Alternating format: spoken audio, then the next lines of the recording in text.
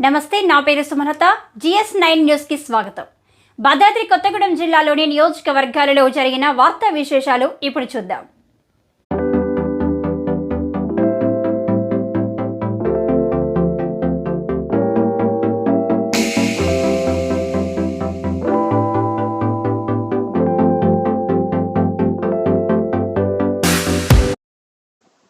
Print మరియు electron media మిత్రులందరికీ పేరు పేరున నమస్కారాలు. ఈరోజు ఈ ప్రెస్ మీట్ యొక్క ముఖ్య ఉద్దేశం ప్రభుత్వ విద్యా సంస్థల్ని నిలబెట్టే బాధ్యత ప్రజాప్రతినిధులదే. ప్రజాప్రతినిధులు అనుకుంటేనే, వాళ్ళు చొరవ తీసుకుంటేనే ప్రభుత్వ విద్యా సంస్థలైన పాఠశాలల మొదలుకొని కళాశాలలు, యూనివర్సిటీల వరకు కూడా నిలబడే అవకాశం ఉంటుంది. అందుకు అన్ని స్థాయిలలోని ప్రజాప్రతినిధులు చొరవ తీసుకోవాలని చెప్పి నేను కోరుతున్నా. ఇప్పుడు గ్రామ పంచాయతీల టర్మ్ అయిపోవచ్చు, కానీ గ్రామ పంచాయతీ కనుక ఉనికిలో ఉంటే వార్డు మెంబరు, సర్పంచ్, మున్సిపాలిటీలకు సంబంధించి కౌన్సిలరు, చైర్మన్స్, అదేవిధంగా మున్సిపల్ కార్పొరేషన్లకు సంబంధించి కార్పొరేటర్లు, మేయర్లు, అదేవిధంగా శాసనసభ్యులు, శాసన మండలి సభ్యులు, పార్లమెంట్ సభ్యులు, వీళ్ళందరూ కనుక చొరవ తీసుకొని ఈ బళ్ళు నిలబడాలి, బళ్ళల్లో పిల్లలు చేర్చాలి అనే ఒక పద్ధతి ప్రకారం, ఒక ఆశయంతో కనుక ముందుకు పోతే తెలంగాణ రాష్ట్రంలో ప్రభుత్వ విద్యారంగం ఎదుర్కొంటున్న సమస్యను పరిష్కారం చేసే అవకాశం ఉంటుంది.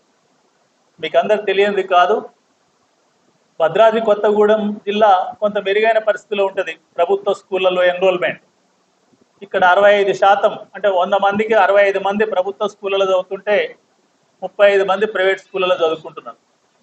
కానీ పాఠశాల సంఖ్యాపరంగా చూసినప్పుడు మాత్రం అది తేడా ఉంటుంది.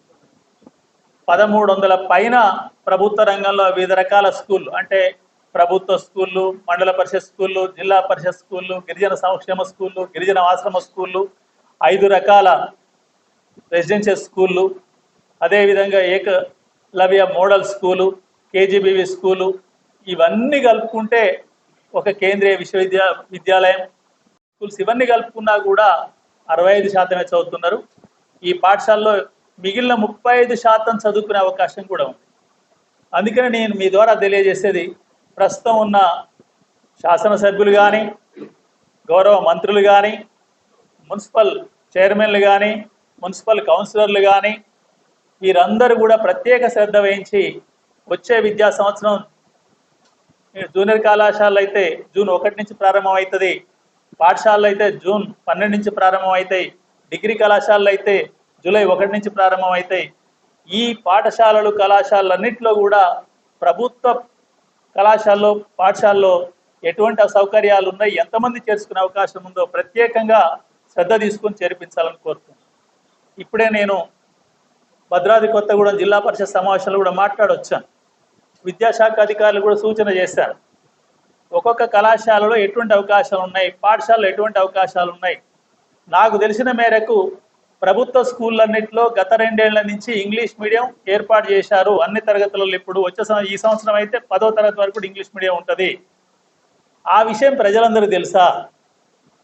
ఎందుకంటే మన తెలంగాణలో 2000 తర్వాత తల్లిదండ్రులందరూ కూడా ఇంగ్లీష్ మీడియం చదివించాలనే కోరిక పెరిగిన సందర్భంలో ప్రభుత్వ స్కూల్ అన్నింటిలో కూడా తెలుగు మీడియం ఉండేది. వాళ్ళ కోరికనే ఇంగ్లీష్ మీడియం కొరకు ఉండేది. ప్రైవేట్ స్కూళ్లకు అప్పులు చేసి తమ ఆదాయ వనరు తక్కువ ఉన్నా కూడా పంపించిన పరిస్థితి ఉంది. మరి ఇప్పుడు అదే విషయాన్ని, లేదు ప్రభుత్వ స్కూల్ అన్నింటిలో ఇంగ్లీష్ మీడియం పెట్టించాం, ఇంగ్లీష్ మీడియంలో చదువు చెప్తున్నారు, మీకు భరోసా ఇస్తున్నాం అని చెప్పి అందరు ప్రజాప్రతినిధులు, నాలాగా నేను కూడా ఒక ప్రజాప్రతినిధినే, నాలాగా కనుక భరోసా ఇస్తే తప్పనిసరిగా తల్లిదండ్రుల యొక్క చదువుల భారం తగ్గుద్ది, మంచి చదువు వచ్చే అవకాశం ఉంటుంది. ఆ పద్ధతిలో చర్యలు తీసుకోవాలని, ఆ పద్ధతిలో ఎన్రోల్మెంట్ పెంచడానికి తగు చర్యలు తీసుకోవాలని చెప్పి అందరు ప్రజాప్రతినిధులు కోరుకుంటున్నారు. ఇదే సందర్భంలో నేను కోరేది, ప్రభుత్వ స్కూళ్ళలో ఎందుకు పిల్లలు చేర్తలేరు అనేది కూడా తెలుసుకోవాల్సిన అవసరం ఉంది. అక్కడ టీచర్ల కొరత ఉందా, భౌతిక వనరులు సరిగా లేవా, టాయిలెట్లు సరిగా లేవా? మీ అందరికీ తెలుసు, గత 3 ఏళ్ల నుంచి పాఠశాలల్లో ఒక్క సర్వీస్ పర్సన్ నియమించలేదు, ఒక్కరు కూడా. తాళం వేసుకోవడం తీసుకోవడం కూడా ఉపాధ్యాయులు తీసుకోవాలి. ఊడ్చుకునే పని కూడా గ్రామ పంచాయతీ వాళ్ళు మున్సిపాలిటీ వాళ్ళు చేస్తారంటే వాళ్ళు చేయలేకపోయారు. ఆ పద్ధతిలో పాఠశాలనే పరిశుభ్రంగా ఉంచలేనప్పుడు ఇక పిల్లలు ఎవరు చదువుతారు? కాబట్టి ఇటువంటి అన్ని గమనించి ప్రజాప్రతినిధులు ఇది చాలా ప్రాధాన్యత కలిగిన అంశం. మనం టీచర్లను పెట్టి రూములు కట్టించి బడి పెట్టి కాలేజీ పెట్టి అవసరమైన పరిచారకుని అవసరమైన సర్వీస్ పర్సన్ పెట్టకపోతే పిల్లలు చేరే అవకాశం ఉండదు. 100 రూపాయలు ఖర్చు పెట్టి 10 రూపాయల కాడ మనం వెనక్కి పోతే బళ్ళు పనిచేస్తలేవు, కళాశాలలు పనిచేస్తలేవు అనే అంశాన్ని ప్రజాప్రతినిధులు కనుక గతంలో ప్రభుత్వానికి చెప్పుంటే, నేను గత ప్రభుత్వంలో చాలాసార్లు నేను మండలంలో మాట్లాడాను, జిల్లాలకు వచ్చిన ప్రెస్ మీట్లు పెట్టాను, ఎక్కడ అవకాశం వస్తే అక్కడ మాట్లాడాను. అధికార పార్టీలో ఉన్న వాళ్ళకి అప్పుడు చెప్పేది నేను, అయ్యా మీరు మాట్లాడండి అంటే అందరూ కూడా నోరు మూసుకునేది. జిల్లా పరిషత్కి వచ్చి మాట్లాడితే నేను ఒక్కనే మాట్లాడేది తప్ప ఏ ఒక్కరు దాన్ని ప్రస్తావించకపోయేది. మిత్రులందరికీ నమస్కారం. నా పేరు చావా రవి, టీఎస్యూటీఎఫ్ రాష్ట్ర ప్రధాన కార్యదర్శి. ఈరోజు రాష్ట్ర విద్యారంగంలో తీవ్రమైన సంక్షోభం నెలకొనుంది. ఒకటి అభ్యసన సంక్షోభం, ఉపాధ్యాయుల కొరత, పర్యవేక్షణాధికారుల కొరత. వీటన్నిటికీ ఇంతకుముందు ప్రభుత్వ పాఠశాలల పట్ల అందుకే పేరెంట్స్లో విశ్వాసం కోల్పోతూ ఉన్నటువంటి పరిస్థితి ఉంది. దీని నుంచి ప్రభుత్వ విద్యారంగం మీద కేంద్రీకరించి పాఠశాలల్ని అభివృద్ధి చేయాలంటే ప్రభుత్వం బాధ్యత ఉంది. అందులో ప్రధానంగా 33 జిల్లాలు అయిన తర్వాత ఇప్పటికి కూడా 33 జిల్లాలో 8 ఏళ్ళైనా ఇప్పటి వరకు రెగ్యులర్ డిఓ పోస్టుని మంజూరు చేయలేదు.